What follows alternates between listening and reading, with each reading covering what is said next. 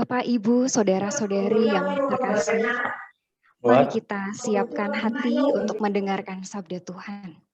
Dari Injil Lukas bab 10 ayat 25 sampai 28. Pada suatu kali, berdirilah seorang ahli Taurat untuk mencoba Yesus. Katanya, "Guru, apa yang harus kuperbuat untuk memperoleh hidup yang kekal?" Jawab Yesus kepadanya, "Apa yang tertulis dalam hukum Taurat? Apa yang kau baca di sana?" Jawab orang itu, "Kasihilah Tuhan Allahmu dengan segenap hatimu, dan dengan segenap jiwamu, dan dengan segenap kekuatanmu, dan dengan segenap akal budimu. Dan kasihilah sesamamu manusia seperti dirimu sendiri." Kata Yesus kepadanya, "Jawabmu itu benar. Perbuatlah demikian, maka engkau akan hidup." Demikianlah Injil Tuhan. Terpujilah Kristus.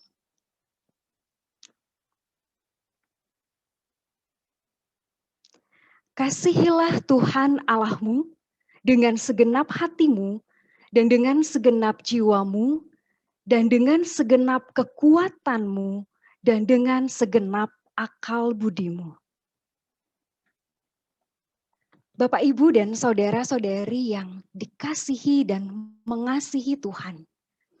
Ada beberapa cara dan ada beberapa jalan serta ada beberapa tipe orang menjalin relasi dengan Tuhan.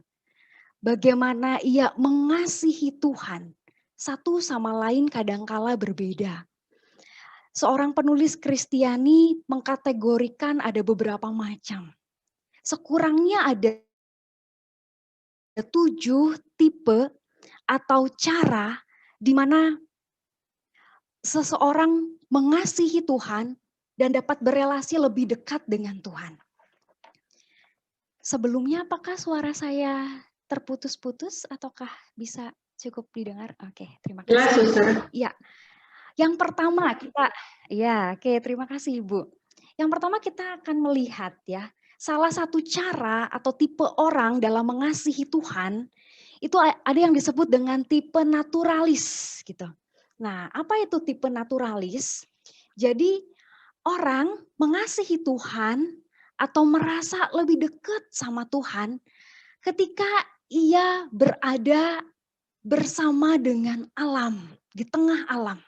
Ada orang dengan tipe naturalis merasa ketika berada di tengah alam, dikelilingi alam semesta, melihat matahari terbenam, melihat matahari terbit, berjalan-jalan di tepi pantai, atau berdoa sambil berada di taman doa yang indah, atau menyaksikan keindahan langit, malam, bintang, dan lain sebagainya, ia merasa dekat dengan Tuhan. Itu salah satu tipe atau ciri orang yang mengasihi Tuhan melalui dan bersama alam, atau disebut tipe naturalis. Nah, dalam dimensi kehidupan Tuhan Yesus, juga ketika Tuhan Yesus naik ke bukit untuk berdoa, kita melihat, kita mendengar kisahnya bagaimana Tuhan Yesus selalu menyendiri lalu naik ke bukit untuk berdoa. Atau dia mengajar di tepi danau Galilea, Genesaret ya. Itu dimensi naturalis Tuhan Yesus. Dia senang berada di tengah alam, hadir di antara semesta. Bahkan dia beberapa kali menyebut aneka tumbuh-tumbuhan dan hewan-hewan dalam perumpamaan ajarannya. Jadi bagaimana kamu jauh lebih berharga daripada burung pipit di udara, daripada bunga bakung begitu. Atau kamu adalah ranting-ranting, aku pokok anggur begitu ya. Itu salah satu dimensi naturalis dalam hidup Tuhan Yesus. Maka ada orang yang mengasihi Tuhan dengan sepenuh hatinya ketika ia berada bersama dengan semesta di tengah alam. Dan itu tidak salah. Jadi kalau misalnya Bapak Ibu di sini ada yang senang merawat tanaman, senang mengkoleksi aneka bunga-bunga gitu, mungkin ibu-ibu ada yang senang, itu bagian dari mengasihi Tuhan dalam dimensi naturalis gitu ya. Bagaimana keindahan, keagungan Sang Pencipta dalam ciptaan itu menyentuh hati setiap orang yang punya jiwa naturalis untuk merasakan sentuhan-sentuhan Sang Pencipta lewat ciptaan. Yang kedua, selain tipe naturalis, ada orang yang mengasihi Tuhan atau berelasi lebih dekat dengan Tuhan itu dengan tipe kontemplatif. Tipe kontemplatif. Nah, dalam tipe kontemplatif ini, seseorang yang menjalin relasi lebih dekat dengan Tuhan, itu dia lebih menyukai ketenangan, keteduhan, kesendirian, kesederhanaan, kesahajaan. Di mana kadangkala hati orang yang kontemplatif itu jauh lebih mudah merasakan kedekatan dengan Tuhan ketika dia menarik diri dari keramaian, dari hiruk pikuk, dari keriuh-riuhan. Ini tipe yang kedua, tipe orang kontemplatif. Dia mencintai Tuhan, dia mengasihi Tuhan, dia merasakan penyertaan Tuhan, kebaikan Tuhan dalam keteduhan, dalam kesendirian, dalam ketenangan. Ketika dia berada di hadirat Tuhan, bukan di hadirat handphone atau di hadirat makanan gitu katanya. Tapi sungguh punya ruang, punya satu relung di mana hanya dia dan Tuhan di situ. Dan biasanya orang-orang kontemplatif ini sungguh mengalami relasi intim dengan Tuhan sebagai Bapa, sebagai sahabat, sebagai kekasih, sebagai sumber kekuatan, dan sebagai pecinta hidupnya, begitu. Itu orang kontemplatif. Dan dalam dimensi Tuhan Yesus, hidup Tuhan Yesus, kita melihat bagaimana Tuhan Yesus sering pergi ke tempat yang sunyi.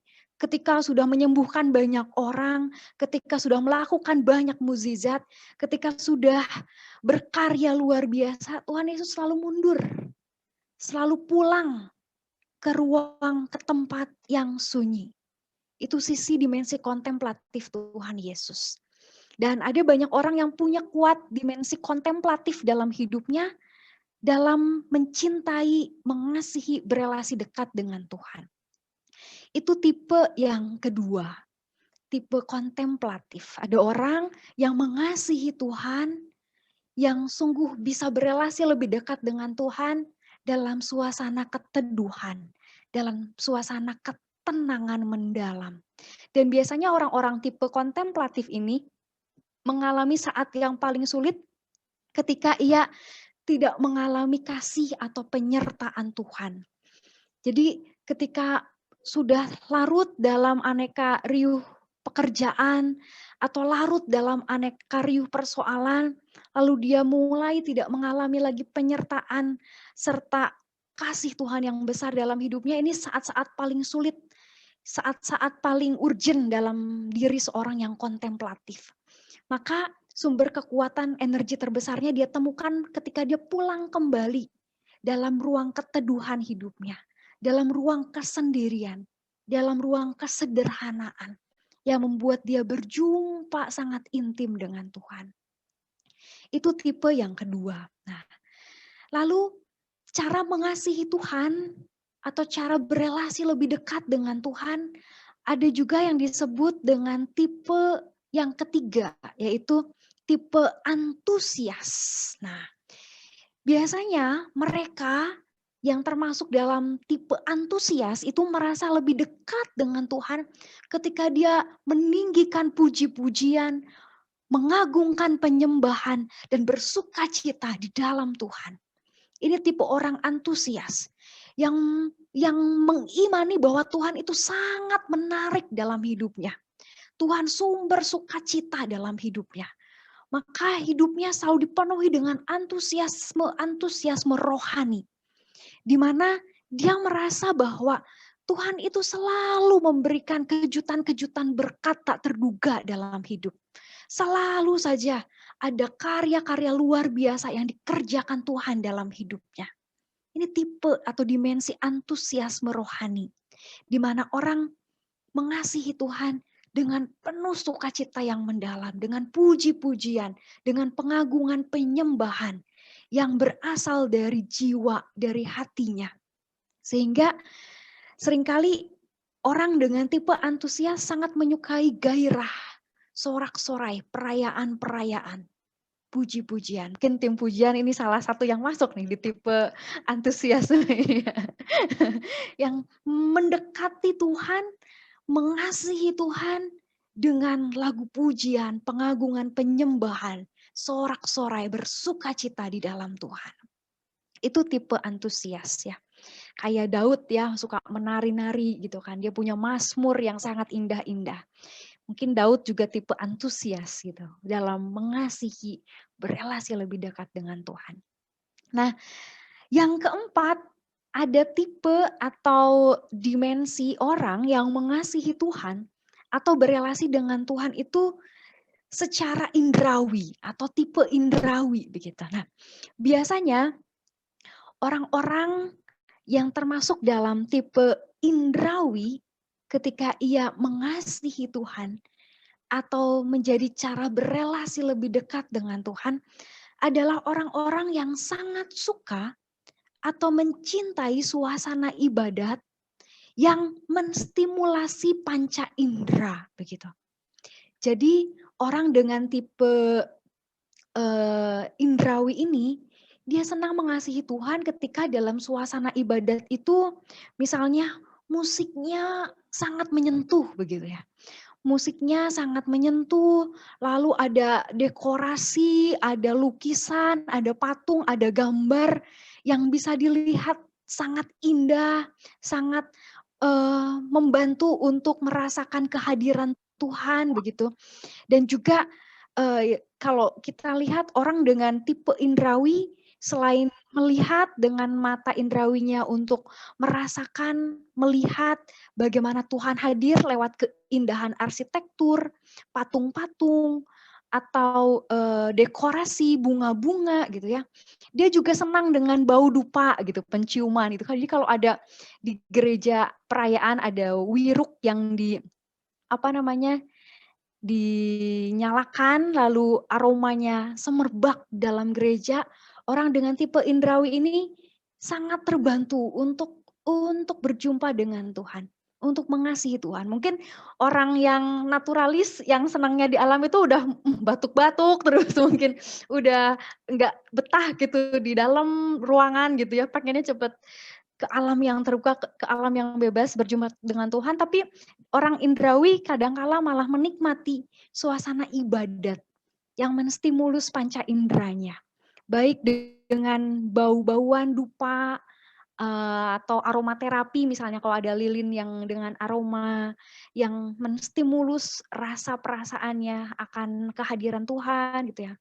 Atau indera pendengarannya ketika mendengarkan lagu paduan suara yang indah, khotbah yang menarik begitu ya.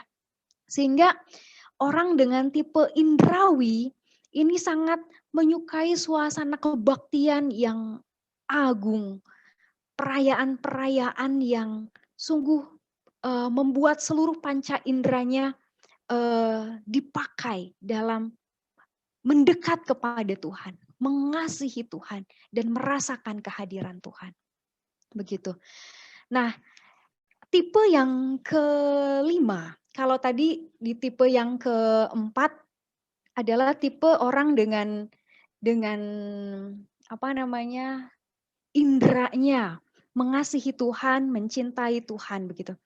Dalam tipe yang kelima, rupanya ada orang yang mengasihi Tuhan atau berelasi lebih dekat dengan Tuhan justru dalam cara atau jalan aktivisme begitu. Ini yang disebut dengan orang tipe aktivis begitu. Dia mencintai Tuhan justru bukan dengan puji-pujian atau menikmati alam atau dengan tadi apa namanya kesendirian kontemplatif, tapi orang tipe aktivis ini justru mendobrak itu semua. Orang yang mengasihi Tuhan dengan cara tipe aktivis ini biasanya mereka menjadi orang-orang yang berjuang di tengah permasalahan dunia begitu.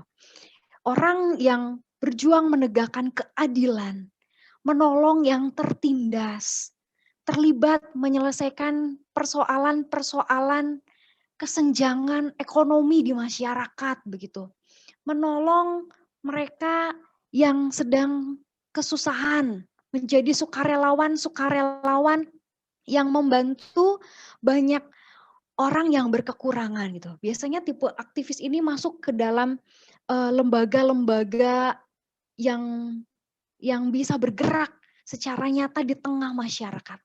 Dan biasanya orang-orang tipe aktivis ini akan cenderung memandang sebelah mata orang-orang yang mungkin hanya sibuk dalam puji-pujian, sibuk beribadah dan lain sebagainya begitu. Tapi tidak terjun ke masyarakat begitu. Walaupun nanti kita akan lihat bahwa semua tipe-tipe ini adalah sama baiknya, sama pentingnya. Dan semuanya adalah bagian dari rencana agung Tuhan dalam hidup setiap orang yang diberi misi khusus oleh Tuhan. Nah, di tipe aktivis ini biasanya mereka rela untuk menjadi sukarelawan-sukarelawan, volunteer-volunteer begitu, yang bergerak, yang mau terlibat di tengah keprihatinan masyarakat, di tengah keprihatinan gereja, di tengah keprihatinan dunia. Enggak sungkan-sungkan memberikan waktu, enggak sungkan-sungkan memberikan tenaga, tidak sungkan-sungkan memberikan diri seutuh-utuhnya untuk memperjuangkan kebenaran, keadilan, kedamaian begitu bagi masyarakat, gereja ataupun dunia begitu. Nah, itu tipe yang kelima, tipe aktivis. Nah, yang keenam ada yang disebut dengan tipe pemerhati begitu. Nah, apa itu tipe pemerhati? Ini adalah salah satu tipe orang yang mengasihi atau berelasi dekat dengan Tuhan dengan cara mengamalkan sabda Tuhan yang mengatakan ketika aku sakit, kamu mengunjungi aku. Ketika aku lapar, kamu memberi aku makanan. Begitu. Jadi tipe pemerhati adalah orang yang biasanya mencintai Tuhan dengan banyak memperhatikan entah itu orang-orang di sekitarnya, komunitasnya, keluarganya dengan lebih banyak memberikan afeksi-afeksi, memberikan pertolongan-pertolongan. Jadi kalau misalnya lagi belanja atau lagi rekreasi, ingat sama sahabat-sahabatnya, terus kalian dibeliin gitu kan. Memberikan perhatian-perhatian dalam bentuk barang, makanan gitu ya. Lalu juga kalau melihat pengemis mudah tergerak untuk memberikan derma gitu misalnya. Atau ada yang sakit mudah sekali tergerak untuk ayo kita mengadakan kunjungan untuk memberikan peneguhan juga penghiburan. Biasanya orang-orang tipe pemerhati ini adalah tipe orang yang punya hati yang amat lembut untuk memberikan kasih, perhatian, afeksi kepada orang-orang yang berada di sekitarnya. Maka orang yang mengasihi Tuhan dengan tipe pemerhati ini selalu disebut sebagai saluran kasih, begitu. Dia mengasihi Tuhan dengan cara menjadi saluran kasih bagi orang-orang yang membutuhkan. Bagaimana perhatian, cinta, derma itu diberikan.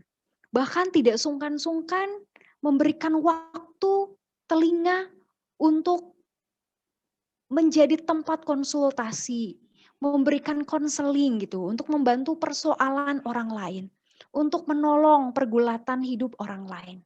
Ini tipe pemerhati. Dan yang terakhir, yang disebut dengan tipe intelektual. Orang yang mengasihi Tuhan dengan tipe intelektual ini biasanya mencintai Tuhan atau berelasi dekat dengan Tuhan justru dengan banyak melibatkan akal budinya. Dia senang membaca firman Tuhan, dia gemar membaca buku-buku rohani, dia menikmati saat-saat diskusi, saat-saat ceramah, saat-saat kursus-kursus teologi begitu ya. Belajar banyak memahami ensiklik, ajaran-ajaran gereja, doktrin-doktrin gereja begitu. Nah, mungkin bahkan kalau dicek YouTube-nya seringkali yang dilihat mungkin adalah juga katekese begitu, atau Zoom yang diikuti juga mungkin persekutuan doa begitu ya, atau webinar-webinar rohani begitu, dan aneka hal-hal yang menggerakkan akal budinya untuk mencecap sang sabda sehingga berjumpa dengan Tuhan yang menjelma dalam firman itu. Nah, sehingga orang dalam tipe intelektual ini sangat menyukai konsep-konsep, memahami ajaran-ajaran begitu. Dan seringkali juga tidak salah ya, orang hidup bagaimana ingin mengembangkan imannya atau cintanya pada Tuhan dengan menggunakan segenap akal budinya begitu. Nah, itu kurang lebih ada 7 tipe orang yang mencoba mengupayakan apa yang ada di kedalaman dirinya dalam mencintai Tuhan, dalam membangun relasi yang lebih dekat dengan Tuhan. Mulai dari yang naturalis, kontemplatif, antusias, indrawi, aktivis, pemerhati, dan intelektual. Nah, masing-masing dari kita biasanya punya kondisi yang dominan. Dari ketujuh ini biasanya mungkin ada 1-2 yang terasa dominan dalam diriku begitu. Yang rasanya ini kondisi yang sangat menolong aku secara pribadi untuk mendekat pada Tuhan ketika relasi dengan Tuhan terasa renggang, ketika relasi dengan Tuhan terasa jenuh, ketika relasi dengan Tuhan terasa kering. Karena seringkali relasi itu tidak selamanya hangat. Yang namanya hubungan seringkali tidak berjalan dengan mulus atau enak-enak saja. Begitupun relasi dengan Tuhan. Ada kalanya saat-saat jauh, ada kalanya saat-saat renggang, ada kalanya saat-saat kering. Dan salah satu atau 2 tipe yang mungkin dominan dalam diriku itu bisa membantu atau menolong untuk kita kembali mendekat pada Tuhan. Jadi kalau misalnya ada yang cukup kuat dengan tipe naturalis, ya, ketika merasa hubungan dengan Tuhan mulai renggang, mulai jenuh dengan aneka rutinitas begitu. Keluarlah sejenak ke alam, pandanglah matahari yang terbit, lihatlah cahayanya yang bersinar. Dan orang tipe naturalis ini akan mudah menitikkan air mata, bahkan hanya ketika melihat semburat sinar matahari. Juga demikian halnya dengan orang dengan tipe antusias. Ketika hidup rohaninya terasa sangat jenuh, ketika banyak persoalan yang menghimpit hidupnya, dia tahu tipe dominan dalam dirinya adalah tipe antusias. Maka dia punya cara yang cukup memberi dia dorongan untuk kembali menghidupkan, menghangatkan kerohaniannya. Dengan memutar lagu rohani aja, mengkidungkan satu lagu pujian yang terdalam dari hatinya aja. Orang akan mudah menitikkan air mata dan mengalami lagi kembali sentuhan-sentuhan kasih Tuhan. Juga demikian dengan tipe intelektual. Ketika aneka persoalan mendera, ketika banyak kehidupan permasalahan yang singgah dalam hari-hari hidupnya, lalu dia ingin pulang kembali pada Tuhan, hanya dengan mungkin mengambil satu ayat kitab suci yang membuat dia amat tersentuh. Jangan takut, ini aku. Orang dengan tipe intelektual yang senang membaca firman, akal budinya disentuh Tuhan. Dengan merasa-rasakan kembali, ini aku. Maka kita bersyukur bahwa masing-masing dari kita dianugerahi tipe-tipe atau dimensi-dimensi yang dominan yang akan membantu kita untuk mendekat kembali pada Tuhan dengan cara yang khas diri kita ketika kita ingin kembali membangun relasi yang lebih intim, lebih hangat dengan Tuhan. Nah, yang perlu diwaspadai adalah kadangkala ada jebakan yang membuat kita melihat bahwa tipe tertentu lebih baik dari tipe yang lain. Dimensi yang satu jauh lebih tinggi daripada dimensi yang lain begitu. Itu jebakan rohani begitu ya. Artinya apa? Masing-masing tipe itu unik dan khas dianugerahkan Tuhan secara personal kepada kita masing-masing untuk membantu, untuk menolong kita menempuh jalan kekudusan, menempuh jalan bagaimana mengasihi Tuhan dengan unik sesuai dengan personality kita, sesuai dengan jalan atau jalur yang dipilihkan Tuhan dalam kepribadian kita yang berbeda satu sama lain. Maka nanti tidak akan ada lagi yang mungkin merasa lebih tipe ini lebih tinggi atau lebih baik daripada tipe yang lain. Tidak, tapi semuanya. Yang menarik adalah di ayat di mana Yesus menjawab ahli Taurat, dia mengatakan, kasihilah Tuhan Allahmu dengan segenap hatimu, dengan segenap jiwamu, dengan segenap kekuatanmu, dengan segenap akal budimu. Maka ada empat dimensi. Dengan segenap hati itu adalah tipe di mana orang yang punya hati naturalis dan hati kontemplatif, dia mencintai Tuhan. Segenap hati, tipe naturalis kontemplatif. Segenap jiwa, tipe antusias indrawi. Yang dengan segenap jiwanya dia mendekat kepada Tuhan. Dengan segenap indrawinya dia mendekat kepada Tuhan. Tipe aktivis dan pemerhati itu adalah orang yang mencintai Tuhan dengan segenap kekuatan. Maka seluruh kekuatan dirinya, tenaga, energinya diberikan untuk mengasihi Tuhan dengan memperjuangkan keadilan, memperjuangkan apa yang dibutuhkan oleh masyarakat, oleh orang-orang yang berkekurangan. Itu tipe aktivis pemerhati dengan segenap kekuatan.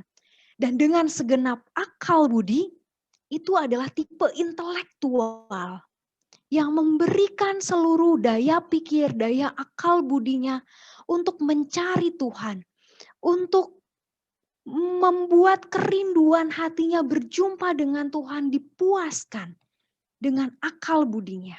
Maka ketika kita melihat hukum utama dan yang terutama adalah bagaimana mengasihi Tuhan dengan segenap hati, segenap jiwa, segenap kekuatan, dan dengan segenap akal budi, maka ketujuh dimensi atau tipe cara mengasihi Tuhan ini perlu kita kembangkan semuanya dalam diri kita. Karena Tuhan ingin dikasihi bukan hanya dengan satu tipe saja. Tuhan ingin dikasihi dengan segenap hati, segenap jiwa, segenap kekuatan, dan segenap akal budi. Maka hati yang kontemplatif harus dimiliki sebagai core, sebagai pusat, sebagai inti, di mana ada perjumpaan personal dengan Tuhan. Sehingga hidupnya boleh menjadi pujian penyembahan kepada Tuhan, baik lewat aktivis, pemerhati, intelektual, antusias, indrawi, maupun dimensi-dimensi tipe-tipe lainnya. Oleh karena itu, kita bersyukur bahwa Tuhan menganugerahkan banyak cara, menganugerahkan banyak jalan untuk kita bisa menjumpai dirinya, untuk kita bisa menemukan dan merasakan kasih-Nya dengan banyak jalan, dengan banyak cara. Maka ketika orang merasa kehilangan Tuhan, merasa jauh dari Tuhan, sesungguhnya tidak pernah tidak ada cara atau tidak pernah tidak ada jalan untuk kembali menjumpai Tuhan. Karena Tuhan memberi, menyediakan bahkan banyak cara, banyak jalan untuk menjangkau setiap hati, untuk menjangkau setiap dari kita agar tidak terpisah, tidak jauh, dan tidak berjalan sendirian, mengarungi hari-hari yang kadangkala tidak mudah. Dan kita bersyukur bahwa Allah Bapa kita itu selalu ada, bahkan di saat-saat kita mengalami ketidakhadirannya. Dan kita bersyukur justru dengan tipe atau dengan jalan-jalan yang akhirnya kita kenali, terlebih yang khas, yang unik dalam diri kita, bisa menolong kita secara lebih cepat, lebih mudah untuk kembali mendekat pada Tuhan.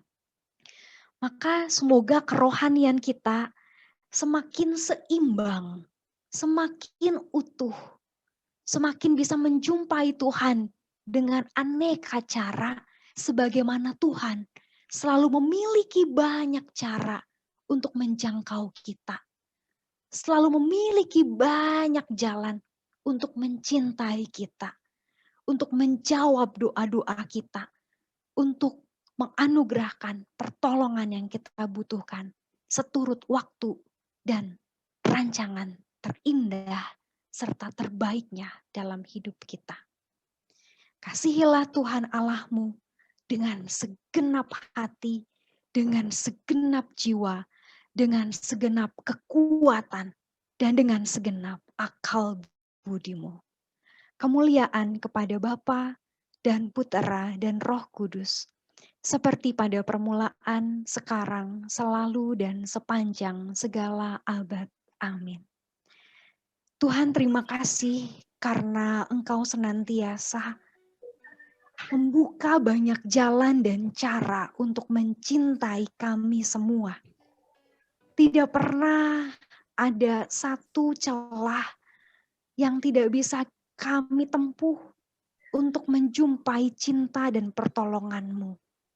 Semoga Roh Kudus yang boleh tinggal di hati kami, menolong dan membantu kami untuk mengenali jalan khas mana yang Kau berikan, Kau anugerahkan sebagai jalan yang indah bagi kami menjumpai-Mu.